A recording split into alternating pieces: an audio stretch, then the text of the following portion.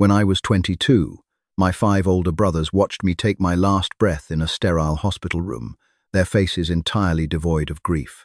They had forced me to give up my kidney to save their beloved adopted sister, Mia. They told me I owed her. I died alone, listening to them celebrate her successful surgery down the hall. But fate is a cruel comedian. I closed my eyes as a broken woman and opened them to the peeling wallpaper of my childhood nursery. I was 6 years old again, and this time, I wasn't going to beg for their love. I just wanted it all to end. The stench of antiseptic and the rhythmic, mocking beep of the heart monitor faded into a sudden, suffocating darkness. Then came the pain, not the hollow, agonizing ache of organ failure, but a sharp, stinging sensation on my cheek. I gasped, my eyes flying open. I was no longer in the pristine, terrifyingly cold intensive care unit of St. Jude's Hospital. I was lying on a plush, dark red Persian rug. The smell of lemon polish and old leather hit my nostrils, a scent so intrinsically tied to my childhood that my stomach heaved. "Get up, Daisy. Stop crying. You're embarrassing yourself." The voice was like a bucket of ice water. I blinked through a haze of tears I hadn't realized I was shedding. Towering over me was Theodore. He looked so young. His usually lined face smooth, his broad shoulders practically blocking out the light from the massive chandelier above. He was 21 here, having just taken over the Harrington family empire after our parents' fatal car crash a year prior. Next to him stood Leo, only 8 years old, his face twisted in a mocking sneer. And hiding behind Theodore's impeccably tailored slacks was Mia. She was 7, clutching a dismembered porcelain doll and forcing crocodile tears to well in her wide, innocent blue eyes. She pushed me. "Nat," Mia wailed, her voice a pitch-perfect imitation of terror. I just wanted to play with her, and she pushed me, and then she threw herself on the ground to make it look like I did it. I stared at her. My breath hitched, trapping itself in my tiny, underdeveloped lungs. I lifted my hands. They were small, dimpled at the knuckles, trembling violently. I was wearing the scratchy wool dress I loathed. I am 6 years old. The realization didn't bring joy. It brought a wave of nausea so profound I had to press my tiny hands into the carpet to steady myself. I had lived 22 years of absolute hell in this house. I had spent 16 years begging for a scrap of affection from Theodore, Oliver, Sebastian, Tristan, and Leo. I had taken the blame for every plate Mia broke, every test she failed, every lie she spun. I had let them carve a piece of my body out to save her life, hoping that my sacrifice would finally make them look at me and say, "Good job, Daisy. We love you, our little sister." Instead, Theodore had signed my do not resuscitate order with the same pen he used to sign corporate mergers. "Are you deaf, Daisy?" Tristan's voice echoed from the grand staircase.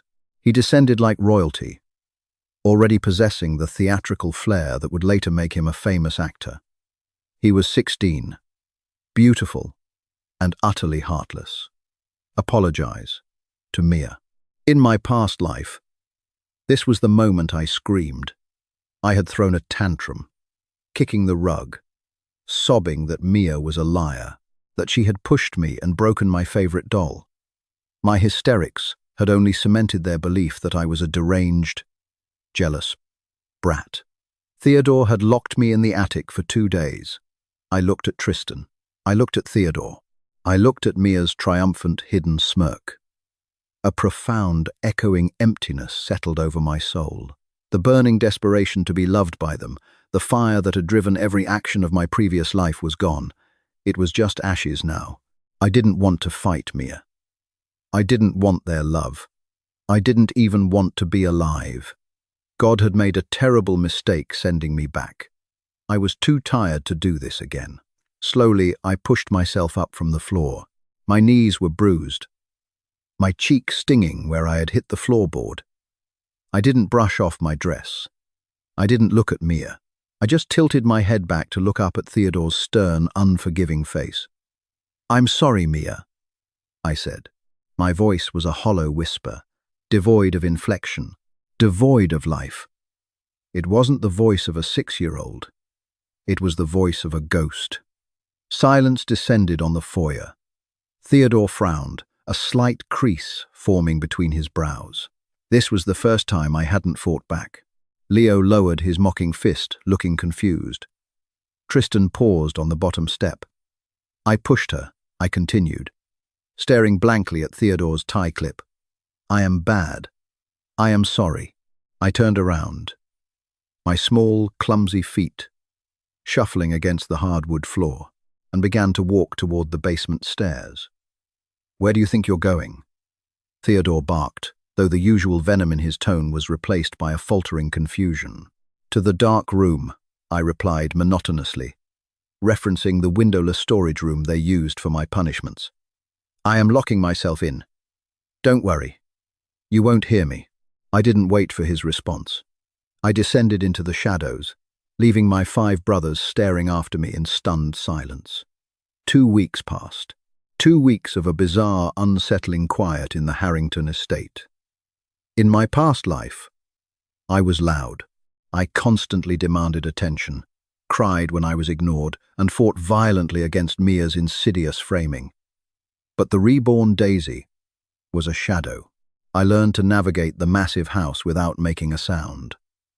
I stopped going to the dining room for meals, sneaking into the kitchen at midnight to eat cold leftovers from the trash so the chefs wouldn't report me. I stayed in my room, staring blankly at the ceiling for hours, wishing my heart would just stop beating. My brothers didn't know what to do. At first, they thought it was a sulking phase, but as days turned into weeks, the oppressive weight of my silence began to suffocate the household. The breaking point arrived on a rainy Tuesday afternoon. Oliver, the second eldest and a 20-year-old pre-med prodigy, had come home for the weekend. Oliver was the analytical one, the cold observer who diagnosed my behavioral issues with detached cruelty in my past life. Mia, sensing that the lack of drama was making my brothers forget about her, decided to escalate. She cornered me near the top of the grand marble staircase. I was holding a small glass of water. "They don't care about you, you know," Mia whispered, her sweet facade dropping to reveal the viciousness underneath. "Nat told Oliver he wishes you were never born." I looked at her. In the past, those words would have shattered me. Now, I just agreed with him. "I know," I said softly. Frustrated by my lack of reaction, Mia grabbed my arm, her fingernails digging into my skin. She tried to yank the glass from my hand to spill it on herself, ready to scream. But her foot slipped on the polished marble. She tumbled backward. Instinct, a stupid, lingering human instinct, made me reach out to catch her. I grabbed her wrist, but her weight pulled me forward. We both went tumbling down the stairs. Pain exploded across my body. The marble battered my fragile 6-year-old bones. We hit the landing in a tangle of limbs. Mia immediately started screaming bloody murder. Footsteps thundered from the hallway. Sebastian, the 18-year-old artistic prodigy, and Oliver rushed to the scene. Theodore emerged from his study. "Mia!" Sebastian cried, dropping to his knees and pulling the wailing girl into his arms. "Are you okay? What happened?" "She pushed me," Mia sobbed, burying her face in Sebastian's chest. "Daisy pushed me down the stairs." Oliver knelt beside them, instantly checking Mia's head and limbs with practiced clinical hands. "She's bruised, but no broken bones," he announced, though his eyes burned with fury as he looked up at me. I was lying on my side, a few feet away. My left arm was bent at a sickening angle. The pain white-hot and blinding, but I didn't make a sound. I just lay there, staring at the dust motes dancing in the dim light. My head was bleeding, a warm trickle sliding down my temple, pooling on the floor. "What is wrong with you, you little psychopath?" Sebastian screamed at me.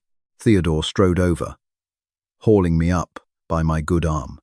The agony was excruciating, but I just let my head loll back, looking at him with dead, unfocused eyes. "Hospital," "Now," Oliver commanded, noticing the blood, though his priority was clearly getting Mia checked for internal injuries.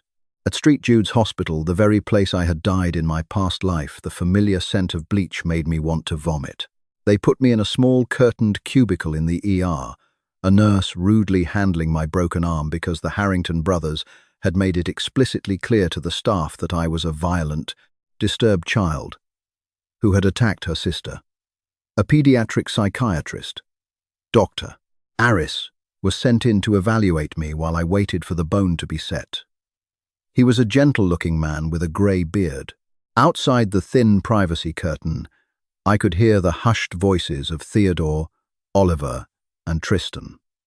They were waiting to hear my evaluation, undoubtedly expecting Dr. Aris to recommend boarding school or an asylum. "Hello? Daisy? Doctor?" Aris said softly, pulling up a stool. "My name is Dr. Aris. I want to talk to you about what happened today. Your brothers are very worried about Mia." "I know," I whispered. "They say you push her a lot. Why are you so angry, sweetheart? What makes you want to hurt her?" "I didn't hurt her. But it doesn't matter. They won't believe me." My voice was flat, carrying a chilling resignation that made the doctor pause. "Let's try a different question, Doctor," Aris said, leaning closer, his brow furrowing, as he noticed my emaciated frame and the dark, bruised bags under my eyes. "If you had a magic wand, Daisy, and you could wish for anything in the whole wide world to make things better, what would you wish for? Do you want a new toy? Do you want your brothers to play with you more?" Outside the curtain, the shuffling of my brother's expensive leather shoes stopped. The silence was heavy. They were listening. They expected me to ask for an apology, or a pony, or attention. I turned my head slowly, looking out the small window at the grey sky. "I don't want a toy," I said, my voice eerily calm and clear enough to carry right through the fabric. "I want to die." Dr. Aris froze. His pen slipped from his fingers, clattering onto the linoleum floor. Outside the curtain, I heard a sharp intake of breath. "Daisy," Dr. Aris stammered, clearly horrified. You don't mean that. You're just 6 years old." "I am tired," I continued, turning my empty, hollow eyes back to the doctor. "I am so tired. I want to go to sleep and never wake up. If I am dead, Theodore won't have to look at me like I am garbage. Oliver won't have to fix the bruises. Tristan won't have to yell. Mia can have all of them, and they can be a happy family. I am just a mistake. Tell the doctor to give me the medicine that makes dogs go to sleep. Please, that is my wish." Crash. Just beyond the curtain, the sound of a plastic coffee cup hitting the floor echoed through the ER. Hot liquid seeped under the curtain gap. Suddenly, the fabric was ripped back. Theodore stood there, his chest heaving, his face ashen, drained of all its usual imperious color. Behind him, Oliver looked physically ill, his hand gripping the doorframe so tightly his knuckles were white. Tristan's beautiful face was twisted in a mask of absolute horror. They had hated me. They had considered me a burden, a nuisance, a cruel twist of genetics, but they had never, in their wildest dreams, imagined that their active psychological warfare had driven a 6-year-old child to beg for euthanasia. Theodore opened his mouth, his voice trembling, stripped of all authority. "Daisy, what did you just say?" I looked at him, feeling absolutely nothing. "I am ready to die, Theodore. You don't have to pretend anymore." The drive back to the Harrington estate was suffocating. Usually, the massive black SUV was filled with Mia's chatter, Sebastian's music, or Tristan's bragging. Today, it was silent as a tomb. I sat in the very back row, my arm encased in a heavy white cast, leaning my forehead against the cold glass of the window. I didn't look at them. I knew Oliver was staring at me through the rearview mirror. I could feel Theodore's rigid tension radiating from the passenger seat. When we arrived, the front doors opened to reveal Leo bouncing on his heels and Mia sporting a dramatic unnecessary bandage on her forehead. "Nat!" Mia cheered, running forward. "Did you punish her? Did the doctor say she's crazy?" In the past, Theodore would have scooped her up and glared at me. Today, Theodore stopped. He looked at Mia, really looked at her, and then looked past her to me. I was shuffling out of the car, looking like a broken little doll, clutching my cast to my chest, my face pale and indifferent. "Go to your room, Mia," Theodore said. His voice was quiet, but it carried an edge that made the 7-year-old stop dead in her tracks. "But Nat," I said. "Go to your room," he suddenly roared, the sound echoing off the stone facade of the mansion. Mia flinched, bursting into real tears for the first time, and scrambled up the stairs. Leo, terrified, bolted after her. I didn't react to the shouting. I just kept walking, my head down, making my way toward the back hallway. "Daisy," Sebastian called out, his artistic sensitivity finally picking up on the bizarre, terrifying shift in my aura. "Where are you going?" "Your room is upstairs." "I am going to the dark room," I stated simply. I pushed Mia. I know the rules. I reached for the handle of the basement door. But before I could turn it, a large, warm hand clamped down on my good shoulder. It was Oliver. He gently but firmly pulled me away from the door. "No," Oliver said, his voice thick, with an emotion I had never heard from him before. His grey eyes were bloodshot. "No more dark room. Never again." He scooped me up into his arms. I stiffened instinctively, anticipating a blow or a harsh shake, my whole body going rigid as a board. Oliver felt it. I heard a sharp, ragged gasp escape his throat as he realized I was terrified of his touch. He held me looser, carrying me upstairs with a terrifying gentleness, bypassing my small, neglected room and carrying me straight into the master guest suite, a room twice the size of mine, filled with sunlight. He set me down on the massive, king-sized bed. Theodore, Tristan, and Sebastian had followed us up, hovering in the doorway like ghosts. "I'll have the chefs make you some soup," Tristan said, his voice unusually soft, almost pleading. "Whatever you want. Macaroni? Chicken nuggets?" "I am not hungry," I said, lying down on the edge of the bed and pulling my knees to my chest, facing away from them. "Please, just let me sleep." They lingered for a few agonizing minutes before slowly backing out, closing the door softly. But the peace wouldn't last. The house dynamic had fundamentally ruptured, and the fallout was just beginning. Over the next few days, the brothers launched a clumsy, frantic campaign to fix what they had broken. But you cannot tape together a glass you've ground into dust. Tristan bought me a mountain of toys, dolls, dollhouses, stuffed bears larger than me. He piled them in the center of the room. I didn't touch them. They remained in their plastic packaging. When he asked me why I wasn't playing, I looked at him blankly and said, "Dead girls don't need toys." Tristan had to leave the room, and I later heard him sobbing in the library. Oliver practically moved his medical textbooks into the armchair in my room. He started tracking my meals, realizing with mounting horror that I naturally ate less than a toddler because my stomach had shrunk from starvation. He tried to feed me supplements, his hands shaking every time I flinched away from the spoon. But it was Mia's desperation that finally pulled the veil from their eyes entirely. Mia was losing her grip on her audience. The brothers who usually doted on her were completely consumed by the silent, dying ghost in the guest suite. So, a week later, she resorted to her old tricks. I was sitting in the living room, staring vacantly at a muted television. Mia walked in, holding a priceless Ming Dynasty vase that Theodore's grandfather had left him.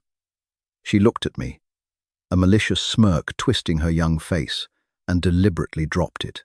The antique shattered into 1,000 pieces with a deafening crash. "Nat!" Mia screamed at the top of her lungs. "Nat! Help!" Theodore came running from his home office, followed closely by Sebastian. They skidded to a halt, taking in the scene.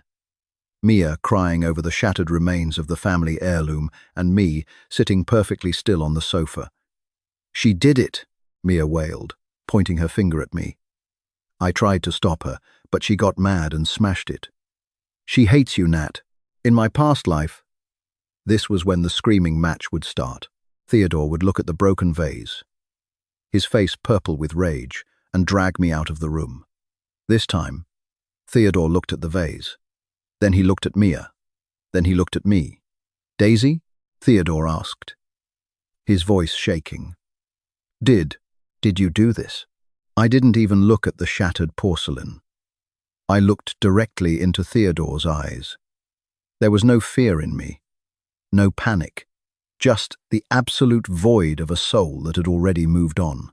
"Yes," I said smoothly, my voice dead. "I broke it. I break everything.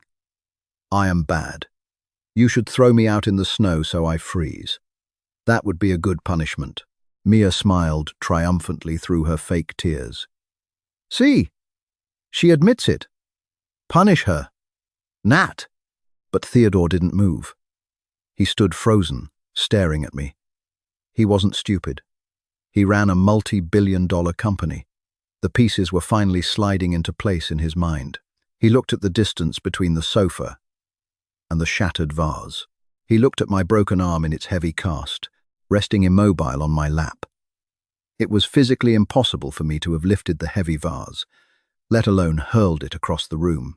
I had just confessed to a crime I clearly couldn't have committed, simply because I wanted to be punished, simply because I wanted to be destroyed. Theodore turned his head slowly, his gaze locking onto Mia. The illusion of the sweet, innocent, adopted sister shattered faster than the vase on the floor. "Maya," Theodore whispered, and the absolute, freezing terror in his voice made the little girl step back. "What have you done?" The silence in the living room was so absolute it felt like a physical weight. Theodore's gaze remained locked on Mia, his dark eyes wide with a horrifying realization that was currently tearing his entire worldview to shreds. "Nat?" Mia squeaked, taking another step backward. Her perfectly rehearsed tears faltered. For the first time in her life, the adorable, innocent facade wasn't working. "She did it. I saw her." "Daisy has a broken arm, Mia," Sebastian said slowly, stepping out from behind Theodore. The 18-year-old artist looked at the heavy plaster cast resting on my lap, then down at the heavy shards of the Ming vase scattered across the Persian rug. "That vase weighs at least 15 pounds. She couldn't lift it with 2 hands, let alone hurl it across the room." Mia's face paled. She looked wildly between her 2 older brothers, her lower lip trembling this time, with genuine panic. She kicked it. It was on a pedestal 4 feet off the ground. Theodore's voice was dangerously low, a terrifying rumble that usually preceded the firing of a board of directors. He slowly turned his head to look at me. I was still sitting perfectly still, my eyes fixed on a spot of dust on the coffee table. I had confessed. I had looked him in the eye and begged to be thrown out into the freezing snow for a crime I physically could not have committed. Theodore took a shaky step toward me, dropping to his knees, so he was at eye level. His expensive suit pants absorbed the dust from the floor. He reached out a trembling hand, hovering an inch from my cheek but terrified to make contact. "Daisy," he whispered, his voice cracking. Why? Did you say you did it?" I blinked slowly, turning my hollow gaze to him. "Because it is easier. If I say I did it, you get to yell, and I get to go to the dark room. If I say Mia did it, you still yell, and I still go to the dark room. It saves time. I am very tired." "Theodore." A choked, ragged sound ripped from Sebastian's throat. He turned away, burying his face in his hands. Theodore looked like he had been shot. The color drained entirely from his face, leaving him looking like a marble statue of grief. He slowly stood up and turned back to Mia. The little girl shrank back against the wall, her eyes wide with terror. "How many times, Mia?" Theodore asked. His voice wasn't a roar anymore. It was cold, clinical, and utterly devoid of the warmth he had showered on her since she was adopted 2 years ago. How many times did she take the blame for you? I didn't. She's lying. She's trying to make you hate me, Mia shrieked, pointing a trembling finger at me. Enough, Theodore snapped, the sharp sound echoing through the cavernous room. Go to your room, Mia. Do not come out until I tell you to. Mia burst into loud, hysterical sobs, hoping the sheer volume of her distress would trigger their usual protective instincts. But Sebastian wouldn't even look at her, and Theodore's expression was made of stone. Realizing she had finally lost, Mia turned and fled up the stairs, her wails echoing through the halls. Once she was gone, Theodore turned to the nearest intercom on the wall. He pressed the button, his hand shaking violently. Mrs. Higgins, I need you to contact the security firm. I want every second of interior surveillance footage from the past 2 years pulled and uploaded to my private server. Tonight.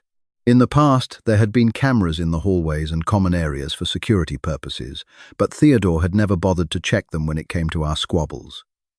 He had always just taken Mia's word. He was going to watch them now. He was going to sit in his dark office and watch 2 years of systematic psychological torture. He was going to watch Mia pinch herself and scream. He was going to watch Mia break plates and place the shards in my hands. He was going to watch his own cold, callous dismissals of a little girl who just wanted her big brother to love her. I didn't care. The truth was out, but it brought me no satisfaction. I slowly slid off the sofa, my feet hitting the floor softly. Can I go to sleep now? I asked the room at large. Oliver, who had just walked into the room having heard the shouting, froze in the doorway. He looked at the broken vase, at Theodore's devastated face, and finally at me.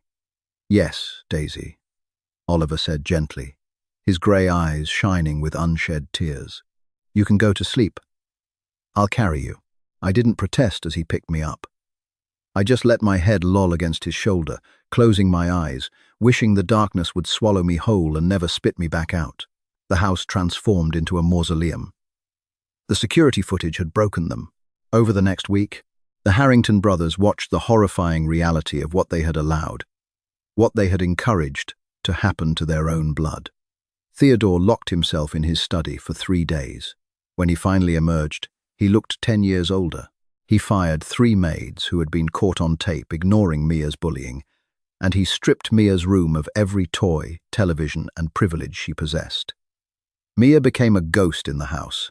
The golden child was cast out, forced to eat her meals in her room, entirely ignored by the brothers who used to worship the ground she walked on. But their vengeance against Mia did not bring me back to life. They thought fixing the injustice would fix me. They thought that by removing the source of the pain, I would suddenly blossom into the vibrant, giggling 6-year-old they remembered from before our parents died. They were incredibly, tragically naive. A month passed. The heavy plaster cast on my arm was removed, leaving behind a pale, withered limb that I barely used. I spent my days sitting by the large bay window in the guest suite, staring out at the manicured lawns turning brown with the approaching winter. Oliver practically abandoned his pre-med studies. He deferred his semester at Harvard and moved back home full-time. He became obsessed with my physical health, bringing in a parade of world-renowned pediatricians, nutritionists, and child psychologists. Dr. Aris visited twice a week. He tried play therapy, art therapy, music therapy. He brought golden retrievers and finger paints. I just stared at him. Daisy, your brothers love you very much, Doctor, Aris said one Tuesday, sitting across from me in the sunroom while Oliver paced anxiously in the hallway. They know they made terrible mistakes. They want to make it up to you. I watched a dead leaf blow across the patio glass. When a flower dies because you didn't water it, pouring a whole bucket of water on it doesn't make it green again. Doctor, it just makes the dirt muddy. Dr. Aris didn't have a response to that. No one did. Tristan, the rising star of the acting world, cancelled his leading role in an upcoming summer blockbuster. The tabloids went wild. speculating about rehab or a scandal. In reality, Tristan was spending his days sitting on the floor of my room, reading fairy tales aloud to a wall. He bought out entire toy stores. My room was a graveyard of expensive, untouched porcelain dolls and perfectly constructed dollhouses. "Look, Daisy," Tristan said one afternoon, his voice raspy. He was holding up a custom-made replica of a castle I had once admired in a book months ago. I had them build it, just like the picture. "You can be the princess." I looked at the castle. Then I looked at Tristan. His beautiful face was lined with exhaustion, his eyes pleading for a single smile, a single spark of life. "I don't want to be a princess, Tristan," I said quietly. "Princesses get rescued. I am already in the dragon's stomach." Tristan dropped the castle. It shattered on the hardwood floor, a fitting metaphor for his heart. He fled the room, and I heard the distant slam of the front door as he left the house to get drunk. But the most devastating blow came from Leo. Leo was 8. He was the youngest brother, the one closest to my age, and the one who had been most easily manipulated by Mia's lies. He didn't understand the complex psychological guilt his older brothers felt. He just knew his little sister was broken and it was his fault. One evening, Leo crept into my room. He was holding a battered, faded blue shoebox. I found this in the attic," Leo whispered, his voice trembling. He sat at the foot of my bed. "When Nat told the maids to clean out your old room, they were going to throw it away. But I saved it. I didn't move, but my eyes flicked to the box. I recognized it. It was my treasure box from before my rebirth, the box I had kept hidden under my floorboards." Leo opened the lid with shaking fingers. Inside were hundreds of crumpled, tear-stained pieces of paper. They were crayon drawings. Leo pulled one out and smoothed it flat on the bedspread. It was a crude drawing of 6 stick figures holding hands under a smiling yellow sun. Above the figures, written in wobbly, misspelled letters, were the words, "I wish my brothers love me." Leo pulled out another. A drawing of Theodore holding a trophy with a tiny stick figure cheering at the bottom. "Nat is the best. I will be good so he is proud." Another drawing, this one of me crying alone in the dark room, with a giant, terrifying monster labelled Mia outside the door. "Please save me, Ollie. I'm scarred." Leo began to hyperventilate, the physical evidence of my desperate, agonizing love for them. The love they had stomped into the dirt day after day was too much for an 8-year-old brain to process. Tears streamed down his cheeks, dropping onto the faded crayon wax. "You loved us." Leo sobbed, his small shoulders heaving. He crawled up the bed and fell to his knees beside me. "You loved us so much, Daisy, and we were so mean to you. I'm sorry. I'm so sorry. Please, just yell at me. Hit me, please." He grabbed my small, limp hand and pressed it against his own tear-soaked cheek. I looked at the drawings. I remembered drawing them. I remembered the desperate hope that fueled every stroke of the crayon. It felt like looking at the artifacts of an ancient, extinct civilization. I felt absolutely nothing for the girl who had drawn them. She was dead. I gently pulled my hand away from Leo's grip. "Don't cry, Leo," I said softly, turning my face back to the window. "It doesn't matter anymore. Those are just pictures of a ghost." Leo's wails echoed through the house, summoning Theodore and Oliver. When they rushed into the room and saw the scattered drawings, the horrific testament to the love they had slaughtered, both grown men sank to the floor, weeping openly alongside their little brother. I closed my eyes, letting the sound of their shattered hearts wash over me, feeling nothing but a profound, suffocating exhaustion. The human body is intrinsically tied to the mind. When the soul decides it is done, the heart eventually follows orders. By the time winter fully set in, painting the Harrington estate in a blanket of suffocating white snow, my body began to give out. It wasn't a sudden illness. It was a slow, agonizing fade. Oliver diagnosed it as a severe case of failure to thrive, compounded by extreme psychogenic apathy. My organs were slowing down. I was 6 years old, but my resting heart rate was terrifyingly low, my blood pressure plummeting. I stopped eating entirely. Not out of protest, but because the physical sensation of swallowing felt like swallowing sand. Oliver resorted to an IV drip, turning my grand guest suite into a makeshift hospital room. The rhythmic beep of the heart monitor returned, a cruel mockery of my death in the previous timeline. One freezing January night, the fade reached a critical threshold. I was lying in bed, staring blankly at the ceiling, when a strange, cold numbness started in my toes and began creeping up my legs. My vision blurred at the edges, the shadows in the corners of the room stretching and warping. My breathing became shallow, each inhale requiring a monumental effort I simply didn't possess. The heart monitor next to my bed began to emit a rapid, frantic alarm. The door burst open. Oliver, who had been sleeping in the armchair in the corner, sprang up, knocking a tray of medical supplies to the floor. "Daisy!" he shouted, his hands flying over my tiny body, checking my pulse, my pupils, the IV line. "Nat! Sebastian! Get in here!" The house erupted into chaos. Theodore sprinted into the room, wearing only his suit trousers from the day before, his hair a wild mess. Sebastian and Tristan were right behind him. "What's happening?" Theodore demanded. His voice, a panicked roar. "She's crashing," Oliver said, his voice entirely stripped of its usual calm medical detachment. He was trembling violently as he prepped a syringe. "Her blood pressure is bottoming out. Her heart is giving up." "Do something," Tristan screamed, grabbing his own hair.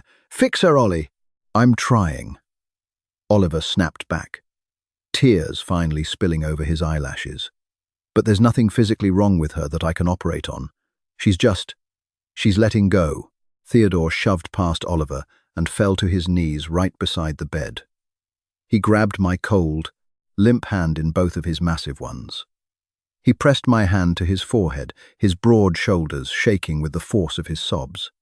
"Daisy, please," Theodore begged. The ruthless billionaire, the man who controlled empires, was reduced to a weeping child on the floor. "Please don't do this. Don't leave me. I know I am a monster. I know I failed you. I will spend the rest of my life making it up to you. I will give you the world. Just open your eyes. Please, little bird.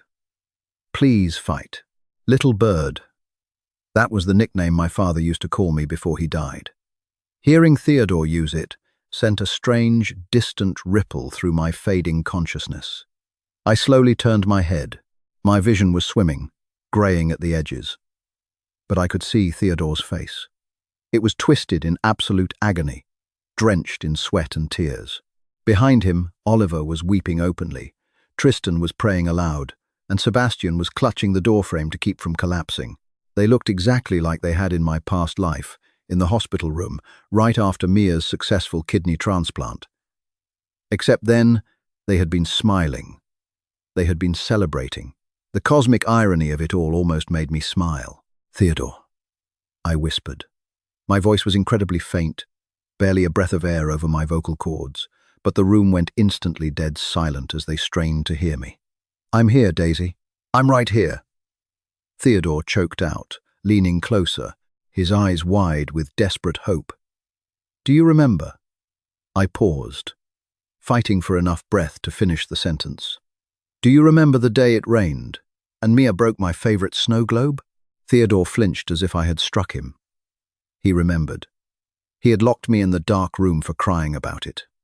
"I remember, baby. I'm so sorry. I'll buy you 1,000,000 snow globes." I tried to glue it back together, I whispered, my eyes drifting shut. But the water was gone. You can glue the glass, but you can't put the water back. It's just broken glass. "Daisy." "No, don't talk like that. You broke the glass." "Theodore," I breathed out, the darkness finally rushing in to claim me, a warm, welcoming blanket against the biting cold of my life. I am empty. Let me go. The final sound I heard before the void swallowed me entirely was the long, sustained bleep of the heart monitor flatlining and the guttural, earth-shattering scream of my eldest brother. Down the hall, hidden in the shadows of her doorway, Mia watched the chaotic scene unfold. The brothers who had cast her aside were now utterly destroyed by the little sister they were losing. Her eyes narrowed, a toxic, venomous jealousy burning away the last of her childhood innocence. If Daisy died, they would mourn her forever. Mia would never get her crown back. She needed a plan. And as the paramedics rushed up the grand staircase to try and jumpstart a heart that didn't want to beat, Mia slipped away into the darkness, a dark scheme forming in her mind. The void was quiet. It was the first true peace I had felt in 22 years of my first life, and the 6 years of this miserable second one. There was no pain, no cold, no suffocating weight of my brother's hatred, or their equally suffocating desperate guilt. It was just an endless, comforting dark. Then, a brutal, unnatural jolt of electricity tore through my chest. It didn't feel like waking up. It felt like being violently yanked backward by my ribs. My eyes flew open, my mouth stretched in a silent, agonizing scream as my lungs instinctively dragged in a massive gulp of sterile, freezing air. The scent of ozone and burnt hair assaulted my nose. We have a pulse. Sinus tachycardia, but she's back. Push another milligram of epinephrine. The voice belonged to a stranger in a dark blue paramedic uniform. He was leaning over me, holding thick, terrifying defibrillator paddles. My chest felt as though it had been crushed by a sledgehammer. I turned my head slightly, my vision swimming through a heavy, drug-induced haze. Theodore was pinned against the far wall of my bedroom by a second paramedic, fighting like a wild animal, his eyes wide and bloodshot. Oliver was on his knees, gripping the bed frame so hard his fingernails were bleeding, sobbing uncontrollably. I hadn't escaped. They dragged me back. The next few weeks were a blur of blinding lights, the incessant beeping of machines, and the sterile walls of the VIP intensive care unit at St. Jude's Medical Center. Dr. Jonathan Arris, the psychiatrist, was replaced by Dr. Philip Montgomery, the head of pediatric cardiology. My body had literally begun to shut down from sheer psychological trauma. I was tethered to a dozen tubes and wires. A central line fed nutrients directly into my jugular vein. I couldn't speak because of the oxygen mask plastered over my face, and even if I could, I had nothing left to say. My brothers never left the room. They rotated in shifts, abandoning their lives completely. Theodore formally stepped down as the active CEO of Harrington Industries, handing the reins to his chief operating officer, a ruthless man named Richard Vance. Wait. No. Richard Sterling. Theodore didn't care if the stock tanked. He spent his days sitting in a hard plastic chair beside my bed, reading dense medical texts he barely understood, desperate for a cure for a broken soul. He also brought in his elite legal team from Harrison, Ford, and Associates. While I drifted in and out of consciousness, I heard the hushed, frantic meetings.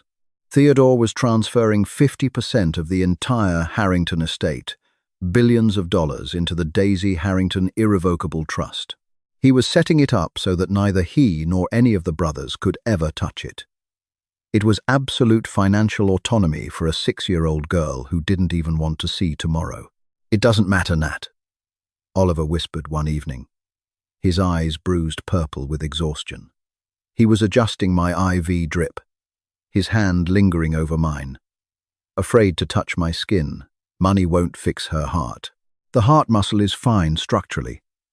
It's her. It's her will to live. It's completely gone. "I don't care," Theodore growled, his voice a raw, ragged rasp. "I will buy her the best doctors on the planet. I will buy her a new island. I will sit here until I rot. She is not leaving me. I won't allow it." I listened to them with a hollow detachment. They were treating me like a broken antique they had accidentally knocked over. They thought throwing resources at me would glue the pieces back together. They didn't understand that the glass had been ground into dust. But while the brothers were consumed by their grief and their frantic attempts at atonement, they had forgotten the snake they left in the grass. Mia had not been allowed to visit the hospital. She had been left at the estate under the strict supervision of a stern governess, Mrs. Gable. For a normal 7-year-old, the isolation and the terrifying reality of a dying sister would have brought remorse or at least fear. But Mia was not normal. She was a narcissist who had just been violently stripped of her supply. Through the grapevine of gossiping nurses and overheard phone calls between Oliver and the estate staff, Mia learned the horrifying truth. If I survived, she was finished. The brothers knew everything. They knew she had lied, manipulated, and systematically destroyed me. As long as I was alive, I was the walking, breathing evidence of their greatest failure, and they would spend the rest of their lives worshipping the ground. I walked on to make up for it. Mia realized that for her to regain her throne, the tragic, fragile little sister had to finally succumb to her illness. And she was tired of waiting for nature to take its course. I had been moved out of the ICU and into a private recovery suite on the 4th floor. I was breathing on my own, though my heart rate remained dangerously sluggish. The brothers were forced to return to the estate for one night to deal with a mandatory legal signing regarding our parents' remaining assets, leaving Oliver alone with me. But Oliver, severely sleep-deprived and running on fumes, had finally collapsed on the sofa in the corner of the room, falling into a deep, unshakable sleep. The room was bathed in the pale, eerie glow of the moonlight filtering through the blinds. The only sound was the soft, rhythmic hiss of my oxygen cannula and the steady beep of the heart monitor. Then, the heavy oak door of the suite creaked open. I didn't turn my head immediately. I assumed it was a night nurse coming to check my vitals. But the footsteps were too light. They didn't carry the squeak of rubber-soled nursing shoes. It was the soft padding of stockinged feet. A small shadow detached itself from the darkness of the hallway and crept toward my bed. It was Mia. She was wearing a thick winter coat over her pajamas. Having clearly sneaked out of the estate and taken a cab, a terrifying feat for a 7-year-old, proving just how deeply calculating she was. Her blonde hair was a tangled mess, and her blue eyes, usually wide and innocent, were narrowed into dark, hateful slits. She stood beside my bed, looking down at me. I looked back at her. I felt no fear. I felt nothing at all. "You're ruining everything," Mia whispered. Her voice trembled, not with sadness, but with pure, unadulterated rage. "Nat won't even look at me anymore. He told Mrs. Gable, I'm a monster." Tristan threw away all the pictures we took together. She leaned closer, her breath smelling faintly of peppermint. "It's not fair. You're just supposed to be the punching bag. You're the ugly one. I'm the one they love. I'm the princess." I blinked slowly. "Then take the crown, Mia. I don't want it. They won't give it back while you're here," she hissed, her face contorting into an ugly sneer. "You're doing this on purpose. You're pretending to be sick so they feel bad. But I know a secret, Daisy. I heard Oliver talking to the doctor. He said if your heart rate drops any lower, you'll die for real. They said you're too weak for any more medicine." She reached into the pocket of her winter coat. Her small fingers pulled out a heavy medical-grade syringe. It was pre-filled with a clear liquid. My eyes flicked to the syringe, then back to her face. I didn't recognize the medication, but given that she had access to Oliver's massive, unguarded medical bag back at the estate, it could have been anything. Potassium, insulin, something that would stop a weakened 6-year-old heart in seconds. "If you want to die so much, I'll help you," Mia whispered, a terrifying, manic smile spreading across her lips. She reached for the IV port on the back of my hand. I didn't pull my hand away. I just stared at her. Finally, I thought, an end. She uncapped the syringe. She aligned the needle with the rubber stopper of my IV line. "Goodbye, Daisy," she whispered. But before she could push the needle through the barrier, the room was flooded with blinding, searing white light. "Mia!" The roar was so deafening, so filled with absolute primal fury that the windows literally rattled in their frames. Oliver hadn't been asleep. My brother launched himself off the sofa with a terrifying speed. He crossed the room in 2 massive strides, his hand shooting out and wrapping around Mia's wrist with a sickening crunch. Mia screamed, dropping the syringe. It clattered to the linoleum floor, rolling away under the bed. "Ollie, you're hurting me!" Mia wailed, immediately defaulting to her victim act. Tears streamed down her face as she tried to wrench her arm away. "I was just trying to give her medicine! The nurse told me to!" Oliver didn't let go. He yanked her away from my bed, his face twisted in a mask of pure, unadulterated horror and rage. He was trembling so violently, I thought he might snap her arm in 2. He didn't scream again. When he spoke, his voice was deadly quiet, which was infinitely more terrifying. "I have a hidden camera in the floral arrangement on the bedside table, Mia," Oliver hissed, his grey eyes blazing with a murderous fire. "Because I was paranoid about the nurses missing a change in Daisy's vitals, I heard every single word you just said." Mia's entire body went rigid. The colour drained from her face, leaving her looking like a porcelain doll. "You didn't sneak past me," Oliver continued, his voice shaking with the effort it took not to hurl her across the room. "I saw you come in. I wanted to see what you would do. I wanted to see if the little girl we brought into our home, the girl we chose over our own blood, was really capable of murder." He looked at the syringe on the floor, then back at her. "You just tried to kill your sister." The heavy oak door burst open again. Theodore, Tristan, and Sebastian, who had apparently just arrived back from the estate and been summoned by Oliver's frantic text message moments before Mia entered the room, stood in the doorway. They had heard the screaming. They looked at Oliver, who was holding a terrified Mia. They looked at the dropped syringe. They looked at me, lying perfectly still, the heart monitor, maintaining its slow, indifferent rhythm. Theodore stepped into the room. He didn't look angry. He looked entirely dead inside. The last lingering shred of love he held for his adopted sister evaporated in that very second, leaving behind nothing but cold, terrifying resolve. "Get her out of my sight," Theodore said to Oliver, his voice completely devoid of emotion. "Before I forget that she is a child." The departure of Mia from the Harrington estate wasn't the cinematic explosion one might expect. There were no more screams, no more shattering glass. There was only a cold, clinical efficiency as Theodore's security team packed her belongings into 3 nondescript black suitcases.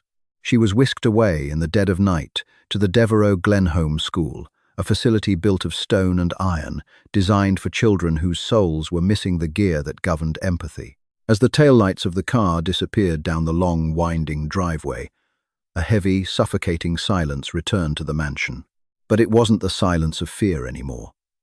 It was the silence of a house trying to remember how to breathe after being strangled for years. The recovery was not a straight line. It was a jagged, painful crawl. When I was finally released from St. Jude's in late March, the world was beginning to thaw, but I remained frozen. My brothers had spent the weeks of my hospitalization transforming the estate. The dark room in the basement had been physically demolished, the walls torn down and the space converted into a bright, airy laundry room with windows cut into the foundation to let in the light. My old, neglected bedroom had been sealed off, and the master guest suite, the one filled with sunlight, had been permanently registered as mine. But I didn't care about the architecture. I spent my first month home sitting in a velvet armchair by the window, watching the snow melt into muddy slush. I was 8 years old now, my body finally catching up to the age I was supposed to be. But my eyes remained those of a woman who had lived, died, and been dragged back against her will. The brothers changed. The imperious, untouchable Harrington men were gone, replaced by 5 ghosts of guilt. They took turns, trying to reach me, each in their own broken way. Tristan was the first to realize that material things were an insult to my trauma. He took every unopened toy, every designer dress, and every plastic castle he had bought in his frantic panic and donated them to a local orphanage. Instead, He started coming into my room once a day, sitting on the far end of the rug and simply reading the news out loud. No fairy tales. No condescending little sister talk. Just the voice of a brother acknowledging that I was a person who existed. Sebastian, the artist, stopped painting his dark, moody abstracts. He moved his easel to the hallway outside my room. He didn't ask me to come out. He just left the door cracked, so I could hear the rhythmic scritch-scratch of his charcoal. Occasionally, he would slide a sketch under the door, not of me, but of the stray cats in the garden or the way the light hit the oak trees. He was showing me the world was still there, waiting for me whenever I was ready. Oliver, the one who had seen the needle in Mia's hand, was the most haunted. He abandoned his medical aspirations entirely. He couldn't look at a syringe or a white coat without trembling.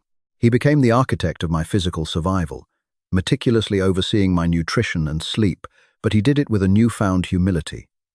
He stopped being my doctor and started trying to be my brother. He would sit in the chair opposite mine for hours, both of us in silence, until one day he simply reached out and placed a small, polished stone on the table between us. "I found this by the creek," he whispered. "It's been tumbled by the water for years. It's smooth now, but it's still the same stone." It was the first time I felt a spark of something other than emptiness. A recognition of shared survival. Theodore, the eldest, had the furthest to fall. He had been the one to sign the orders, to believe the lies, to enforce the darkness. He had stepped down as CEO, a move that sent shockwaves through the global markets.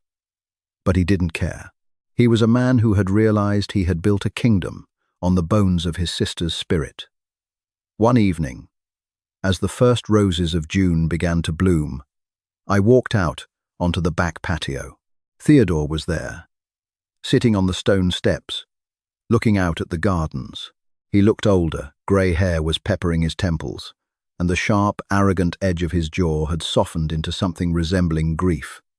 He didn't turn around when he heard my footsteps. He didn't want to startle me. "The white roses are the strongest," I said. My voice was small, but it was steady. Theodore's shoulders shook. He didn't sob, but the air he let out was jagged. "They are. They survived the frost." I sat down on the step 2 feet away from him. I didn't touch him. I wasn't ready for that. Maybe I never would be. The Daisy who wanted to be held by her big brothers had died in that hospital bed in another life, and she wasn't coming back.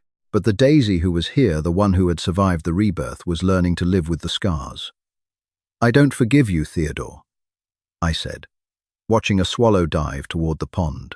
"I don't think I can. Not for the dark room. Not for the way you looked at me when I was 6. Theodore nodded, his head bowed. "I know. I don't ask for it. I don't deserve it. But," I continued, taking a breath of the sweet evening air, "I am tired of being a ghost. I think I'd like to try being a person again." Theodore finally looked at me. His eyes were wet, filled with a desperate, agonizing gratitude. He didn't reach for me. He knew the rules. He just gave a small, shaky nod. "Then we'll stay here," he whispered. "As long as it takes. We'll just stay here in the light." The sun dipped below the horizon, painting the Harrington estate in shades of gold and violet. For the first time in 2 lifetimes, I didn't wish for the end. I just watched the shadows grow long, knowing that when the night came, the doors would stay unlocked, and I would finally be able to sleep without fear. And that is the heartbreaking, intense conclusion to Daisy's story. If you were holding your breath during that hospital scene, absolutely smash that like button. I am so glad Oliver caught Mia red-handed, and that Theodore finally did the right thing to protect his real sister. While Daisy's scars will never fully disappear, she finally found a safe space to just breathe. Did you love this ending? Do you think the brothers truly redeemed themselves, or is it impossible to forgive what they did? Let's get a massive debate going in the comments section below. Make sure you subscribe to the channel, hit that notification bell, and share this video with anyone who loves dark, emotional Reborn stories. Thank you so much for watching, and I will see you in the next incredible story.